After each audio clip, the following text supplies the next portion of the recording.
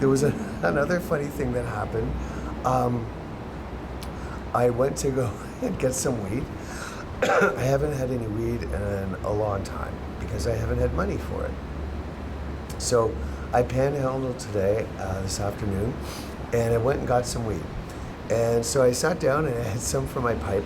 Oh, by the way, they went through on the Saturday, they broke into my place, broke into my bags more.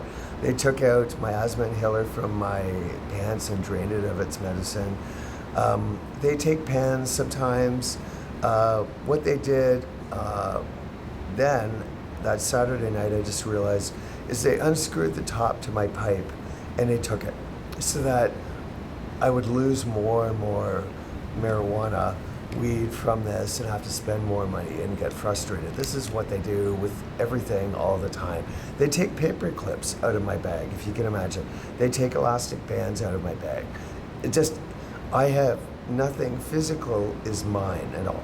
They just take whatever they want to take. They take physical property, they take cash, they just do whatever they want to do. And now that the police have made me homeless, they do this in the middle of the night.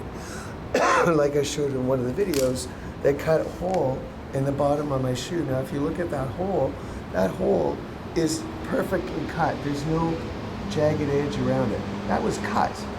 They did that to me in the middle of the night one night. And they did that so that I'd be scraping my foot along the ground whenever I walked. And also whenever it rained, my feet would be soaking wet. You can see the one sock. I haven't been able to get any clothes, whatever clothes I've got left, in the storage locker because I haven't been able to afford the $5 a day to open it up. I had to go today, and it's 9 days late. But the guy said I could come by the end of the week with some money and open it up for me. So that's great. But I was out, and so I got this weed, and I sat down, and they sent a woman. Her name was Christine. Christine looks like she's been around the block a few times. And so Christine just sat down right beside me. She did give me about a good maybe 5 inches space, which I was very happy with. She didn't push physically onto me. So that was nice. Thank you, Christine. But Christine sat down and started to smoke some crack. Big surprise. They had been after me to hook me on cocaine for 3.5 years. They never stopped doing this. And the funny thing is, they give it to me for free. One night I was in Guelph in the hotel, and I walked in this guy's room looking for some weed, and he had a line of coke lined up. And he said, "Oh, go ahead, have it." And I said, "No, it's okay, thanks. I don't like coke." And he said, "No, go ahead. It's a thick line." And I did not have it. I just said, "I'm just not into it. I just don't like it."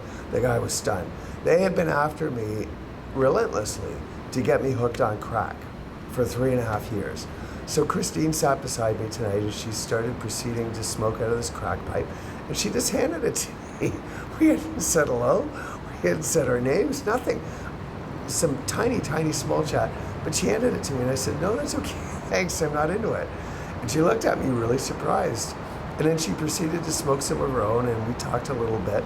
She was the most normal in the sense, I mean, she was a crack addict of some sort, but she was the most normal person I have had a conversation with that wasn't strained or forced or loaded with imagery or loaded with subliminal messages or cathartically mean or cruel.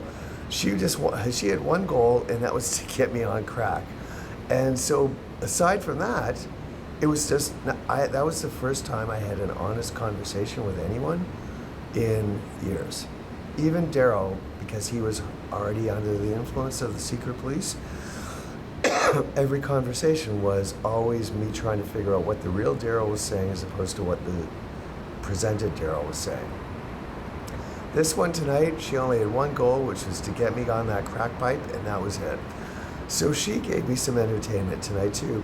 The other thing, there's a fourth thing, is something happened yesterday, and they were fucking outraged. The evil in this place tonight was over the top. It was just spinning around rage. This is what Satan is like. He's just a fireball of rage.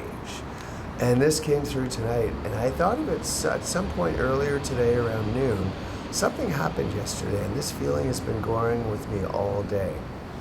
And I figured out, I think it has to do with the videos under the Toronto, the Toronto internment camp videos, because starting Friday, I have released quite a few. I released the one to the President Donald Trump, showing me without a shirt on, showing what my body looked like after 2 months without a meal. The hunger strike, by the way, is no pasta, no bread, no protein. So I haven't had any meat or fish or chicken of any kind. I did have tofu one night out of the 2 months, and I have had a bag of peanuts, just a regular $1.50 bag, quite a few days over the last month especially. I'll have one a bag a day. And I did start having only with fruits and vegetables, but they kept overcharging me. After 2 or 3 nights, they started charging me $1 per banana, $1 per apple, $1 per orange, when it would be like $2.35. I felt heavily violated by that, because they were charging me based on what they felt like they wanted me to pay that day. And they were mimicking God, and $1 each will come to $3, and all of this bullshit. So I just stopped. I just outright stopped. I stopped eating vegetables. I had maybe about 3 or 4 nice vegetables in a Chinese restaurant. I just stopped because it became a big joke that they weren't going to put flavoring on it one night. One night it was going to be loaded with grease, so I'd have diarrhea. It just became a big fucking joke. Then I just got tired of it. But lately, though, I've been going back to, I will have the peanuts and chocolate. Chocolate is something that I won't give up. That's something that I will do. I did get some chocolate bars tonight before I met with Christine. But the whole series, the internment camp series, getting back to that, with the Friday night message to the President showing how much I had become emaciated.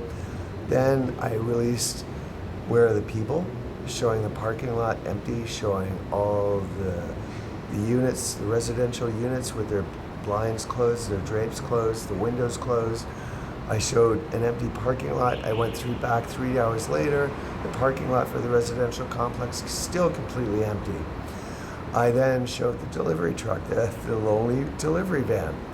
And then I went back on Sunday, just yesterday, and I noticed all the garbage all built up just around the van, adding more evidence that, yes, it's been there a long time. I showed the garbage bins that were closed permanently, twist-tied. I then also sent a message to my sister, and they got very angry with that, because when I was editing it on the camera, I can edit, at least I can divide stuff. I can't add stuff together, and they blocked all the movie maker and software on the internet. I can't get any. So that's why I have to keep showing just the one clip per episode of the POLICESTATE series. But when I was playing it back, the third part, which is the direct message to my sister, they had a man go by with an extremely loud shopping cart that I couldn't hear the message myself when I was playing it back. I think what happened yesterday is I sent those out last night. I sent them through YouTube. I uploaded them. I uploaded them to my Facebook page. All the videos are available there. And I uploaded the actual video file. A few of them, they blocked number 9, Where Are the People? It's still blocked. I still cannot get that uploaded to Google. But the other ones, I got 3 of them up so people can download them and have their own copy. I think I also sent some tweets to the President, of course, but also the First Lady, with a message to my sister and a message to the President.